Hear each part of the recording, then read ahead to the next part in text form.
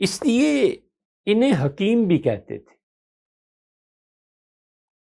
اس سے سمجھو بچوں، حکیم کون ہوتا ہے؟ ایک جو میڈیکل کالج میں پڑھتے ہیں نا بچے، ڈاکٹر ہوتے ہیں۔ ایک جو طبیہ میں پڑھتے ہیں وہ حکیم ہوتے ہیں۔ حکیم سعید صاحب حکیم تھے نا۔ بہت سے حکیم، تو حکیم وہ ہوتے ہیں، ڈاکٹر یہ ہوتے ہیں۔ علامہ اقبال بھی ڈاکٹر تھے۔ ڈاکٹر اقبال بہت جگہ آیا ہے، اور ان کے نام کے ساتھ حکیم الامت بھی آتا ہے۔ ٹھیک ہے؟ امت کو وہ جوار شیلینوس کھلاتے تھے، بڑی کڑوی کڑوی دوائیاں دیتے تھے نا۔ صحیح ہے؟ شکوہ پڑھو تو پتہ چلتا ہے کیا حکیم۔ پھر حکیم الامت ہمارے تھانوی نور اللہ مرکزو کے ساتھ بھی ہوتا ہے۔ یہ حکیم ہے کیا چیز؟ اور دلچسپ بات بتاؤں، یہ جتنے علامہ اقبال کے فین ہیں، جتنے علامہ اقبال کے اشعار سناتے ہیں، جتنے تھانوی حضرت تھانوی نور اللہ مرکزو پہ باتیں کرتے ہیں، اور جتنے بھی یہ لوگ ہیں، ان سے پوچھنا کبھی کہ حکیم الامت انہیں کیوں کہتے تھے؟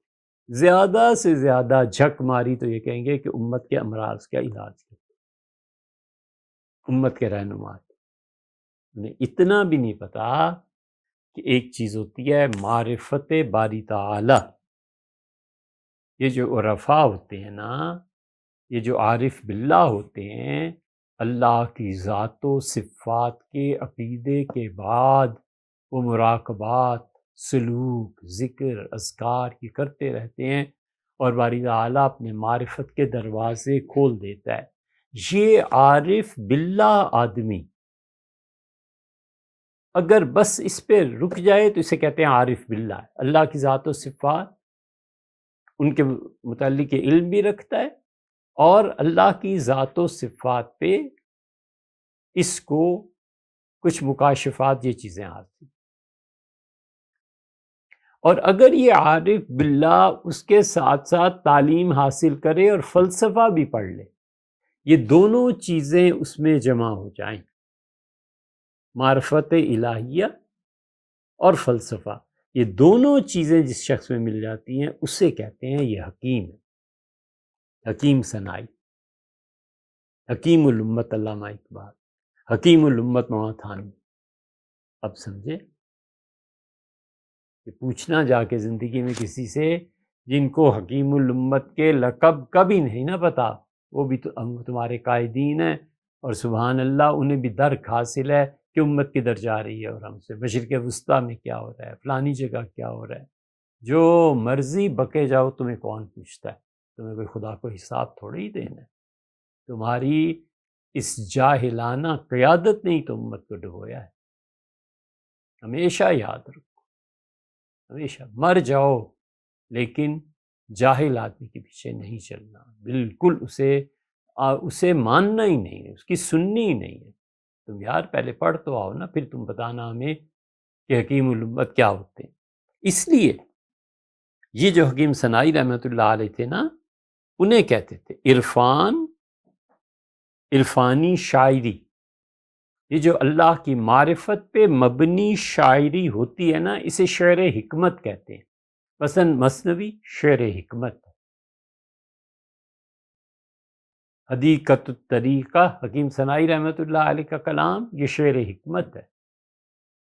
علامہ اقبال نے لکھا کہ میں آپ سے بیعت ہونا چاہتا ہوں، اور الہ آباد گئے، اور حکیم جو انہیں کہتے ہیں نا اکبر آبادی، کیا نام تھا حکیم شاعر تھے نا اکبر آبادی، ہے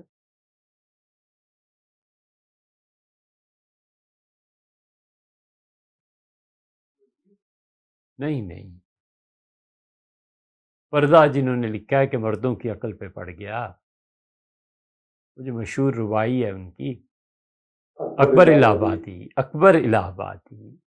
اکبر الہ آبادی کے متعلق بھی پتہ چلے گا کہ علامہ اقبال انہیں بھی حکیم کہتے تھے، اس لیے کہ معرفت الہیہ انہیں ایک درجے میں حاصل تھی، اور فلسفہ تو انہوں نے پڑھا ہوا تھا۔ تو اکبر الہ آبادی کو حضرت نے خط لکھا تھا علامہ اقبال نے کہ میں حاضر ہو رہا ہوں، مجھے بیعت فرما دیں۔ یہ علامہ اقبال کے خطوط میں ساری چیزیں، امریکہ پڑھنا چاہتے تھے، یورپ میں رہنا چاہتے تھے، ہندوستان سے تنگ آئے ہوئے تھے، اور اکبر الہ آبادی سے بیعت ہونا چاہتے تھے۔ یہ سارے حوالے سب چیزیں گزر گئیں۔ تو حکیم اسے کہتے ہیں، اور شعر حکمت اسے کہتے ہیں جو وہ شخص شاعری کرے جس کو بیک وقت دونوں چیزیں، فلسفہ بھی پڑھا ہوا ہو اور اس کے ساتھ ساتھ اس نے اللہ کی معرفت اپنے مشائخ کے ذریعے سے حاصل کی ہو، اس لیے انہیں کہا جاتا ہے حکیم۔ حضرت شاہ ولی اللہ رحمۃ اللہ علیہ کو کہتے ہیں حکیم الامت۔ شاہ صاحب رحمۃ اللہ علیہ کی کیا کہیں، شاہ صاحب رحمۃ اللہ علیہ نے اتنی زبردست حکمت اختیار فرمائی ہے کہ وحدت الوجود اور وحدت الشہود کو ایک جگہ جمع کرنے کے لیے مکتوب مدنی تحریر فرمایا ہے۔